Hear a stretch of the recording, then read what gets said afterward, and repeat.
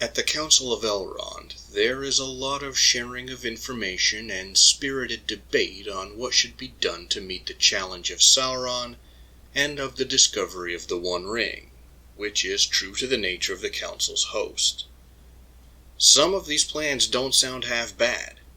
Why not toss the ruling ring into the ocean? No one found it for centuries when it was just in a river. Think of how much longer it would be lost at the bottom of the sea. When it comes to his turn, in Gandalf's recitation, he explains going to meet Saruman and hearing from the leader of the White Council the idea of placating and deceiving the Dark Lord, pretending to join his cause to buy time, to undermine his efforts, and discover the One Ring for themselves to use against him. Gandalf's knowledge about the whereabouts of the ring would give them an advantage to ultimately defeat Sauron. While it might sound heartless and entail the suffering of a lot of people, it is a cunning plan with a chance for success, the product of a mind as shrewd and agile as Saruman's. There are, however, two flaws. First, Sauron, and by extension the ruling ring, would probably not allow this to happen.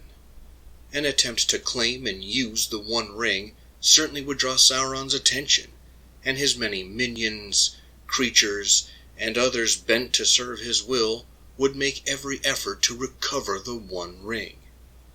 Two wizards, even ones as powerful as Saruman and Gandalf, would not likely endure long to unlock the power of the ruling ring, take it for themselves, or manufacture competing artifacts of power to challenge Sauron.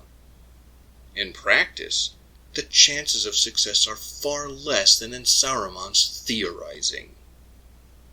Secondly, it is a lie.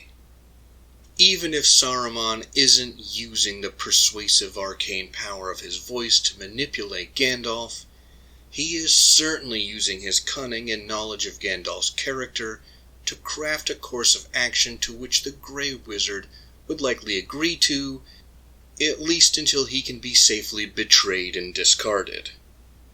Saruman likely has no intention of sharing any such power once he has it. Even Gandalf points out that only one person at a time can wear the ruling ring, so the idea of sharing such a power is an obvious fabrication. Immediately exposing this lie while showcasing Gandalf's moral character is what gets the Grey Pilgrim trapped at Isengard until his rescue by a giant eagle. The division between these wizards goes deeper, towards something more essential. There are other proposals for dealing with the One Ring, but Gandalf rejects them all, not just Saruman's. He says, "It is not our part here to take thought only for a season, or for a few lives of men, or for a passing age of the world. We should seek a final end to this menace, even if we do not hope to make one." Gandalf is not interested in hiding the ring or taking measures to mitigate Sauron. He makes clear his intent is to defeat Sauron, so that he may never again be a threat to Middle-earth. Since Sauron will persist as long as the ruling ring does, that means the ring must be destroyed. Not hidden, not studied, not given to someone else. In his own twisted way, you can see Saruman also believes he is upholding the same charge. He concludes that by possessing the One Ring, or by creating his own, that he will be fulfilling his mission to defeat Sauron. You may think Saruman is drinking his own Kool-Aid, but I think he might actually believe it when, after laying out his plan to Gandalf, he says, "There would not be any real change in our designs, only in our means." Such a belief, however, is at best self-deception. Through his long study of Sauron and use of the Palantir, Saruman has rightly concluded that victory by conventional means is unattainable.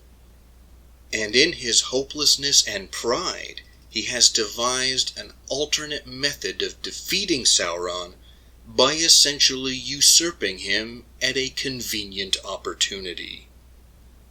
Saruman's plan is wrong for a variety of reasons, both ethical and practical. Its chief flaw, however, is that it is born out of despair. This isn't the first or last time we see in Lord of the Rings how despair is the source of so much suffering. Hope, even faint hope, is a requirement for any action to have worthwhile results.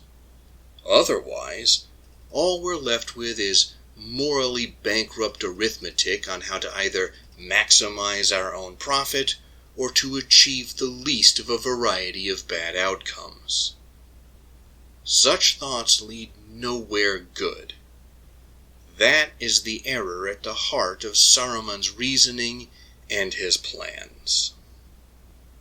But what do you, the audience at home, think? Do you still believe Saruman had a kernel of a reasonable plan?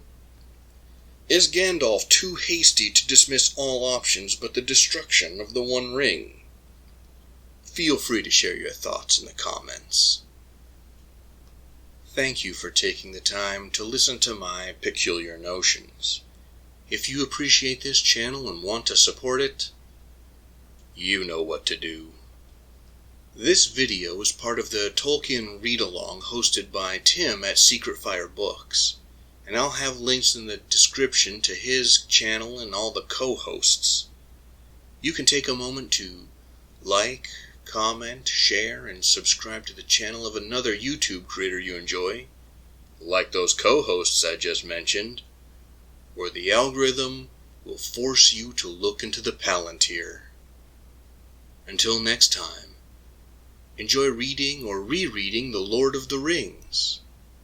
Live and be well.